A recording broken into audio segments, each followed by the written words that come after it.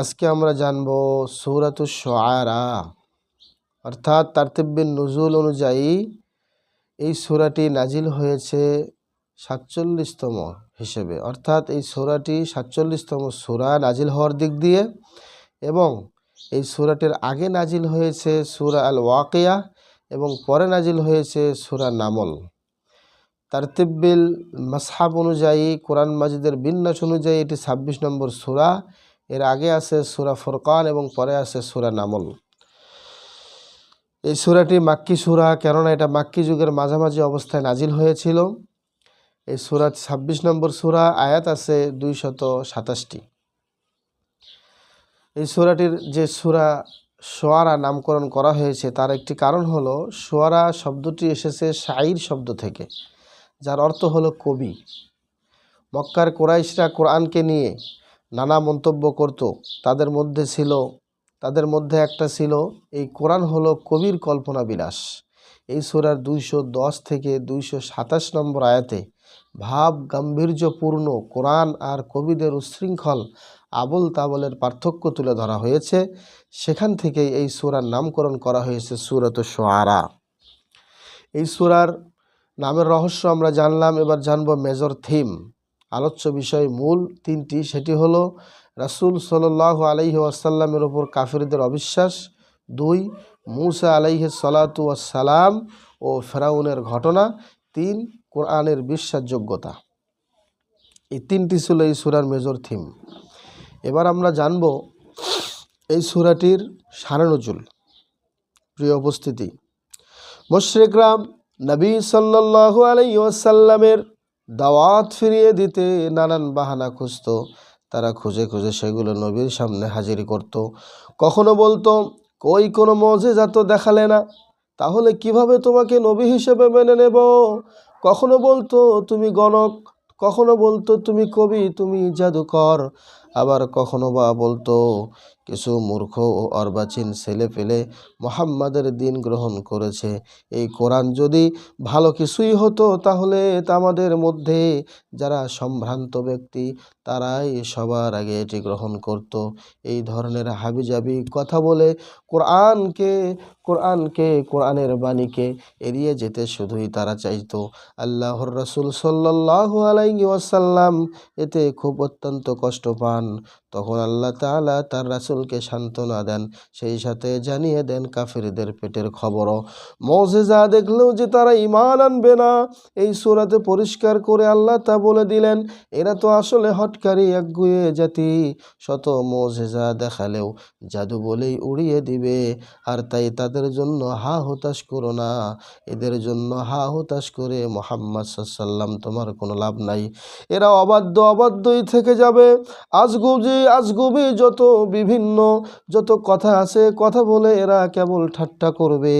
আগেকার ৭টা জাতি অনেক রকম মুজিজা দেখেও ঈমান আনেনি, নিজেদের অবাধ্যতার কারণে তারা ধ্বংস হয়েছে। এখনকার মুশরিক কাফেররাও যদি ঈমান না আনে, এদের পরিণতিও হবে সেরকম। এই সতর্কবাণী শোনাতেই আল্লাহ তাআলা এই সূরাটি নাজিল করেছেন। সুবহানাল্লাহ। এটা ছিল এই সূরাটির একটা নাজিল হওয়ার কারণ। এবার যদি আমরা জানি এই সূরাটির সেগমেন্ট হলো 3টি। সেটি হলো আল্লাহ তাআলার অলৌকিক নিদর্শন, 2 আগেকার নবীদের ইতিহাস, 3 কবিদের কথা ও কোরআন। এই সূরার ফজিলত হচ্ছে, আগের যে সূরাটি গেল সূরা আল ফুরকান, একই রকমের সূরা। কোরআনের যেসব সূরার 100 আয়াতের বেশি আছে সেই সূরাগুলোকে বলা হয় আল মিউন, অর্থাৎ জাবুর কিতাবের পরিবর্তে আল মিউন সূরাগুলোকে আল্লাহ তাআলা নবীকে উপহার দিয়েছেন। তো এরকমই একটা সূরা হলো সূরাতুশ শুআরা, মুসনাদে আহমদ 16982 নম্বর হাদিস। কজ অ্যান্ড ইফেক্ট হলো, মানুষকে আল্লাহর পথে ডাকতে গিয়ে বাধা বিপত্তি এলে ধৈর্য ধরতে হবে, এতে আল্লাহর পক্ষ থেকে ক্ষমা অফুরন্ত একবারে পুরস্কার মিলবে।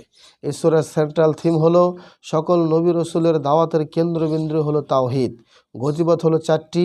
1 নম্বর হচ্ছে মূসা, 2 নম্বর অর্থাৎ তখনকার সময়ের সুপ্রিম পাওয়ারের অধিকারী ফেরাউনের কাছে তিনি যান, তাকে এক আল্লাহর উপর ঈমান আনতে বলেন। তিনি এমন কোনো লোকের কাছে তার রবের পরিচয় তুলে ধরেন যে নিজেই নিজেকে খোদা বলে দাবি করত। 2 নম্বর গতিপথ হল ইব্রাহিম আলাইহিস সালাতু ওয়াস সালাম।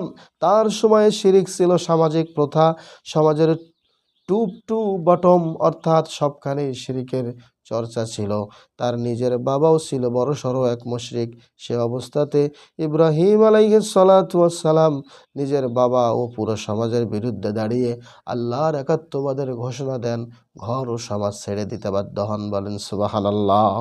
3 নম্বর গতিপথ হলো নূহ আলাইহিস সালাতু ওয়াস সালাম এক আল্লাহর দিকে ডাকবার কারণে পুরো সমাজ তার বিরুদ্ধে চলে যায়।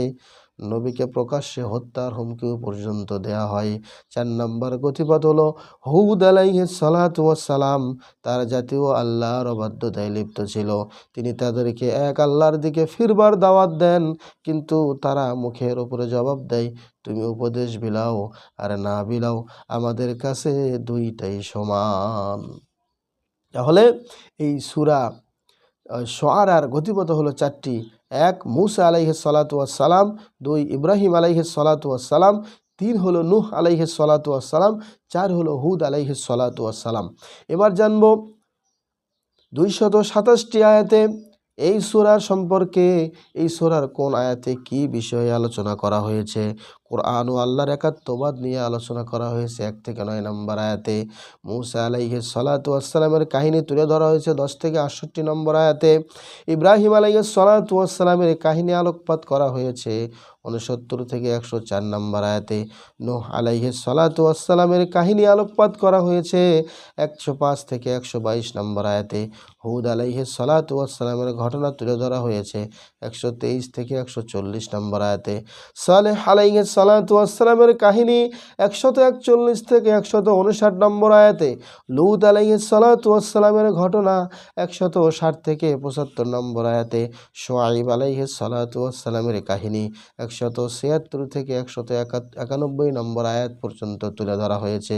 কোরআনের বিশেষত্ব ও রাসূল সাল্লাল্লাহু আলাইহি ওয়াসাল্লামের নবুয়তের স্বীকৃতি নিয়ে আলোচনা করা হয়েছে 192 থেকে 2 নম্বর আয়াত পর্যন্ত। মুশরিকদের খটকা ও সন্দেহ দূর করার জন্য কিছু কথা আল্লাহ বলেছেন, সেটা 210 থেকে 227 নম্বর আয়াত পর্যন্ত। এবার জানবো আমরা কেস স্টাডি।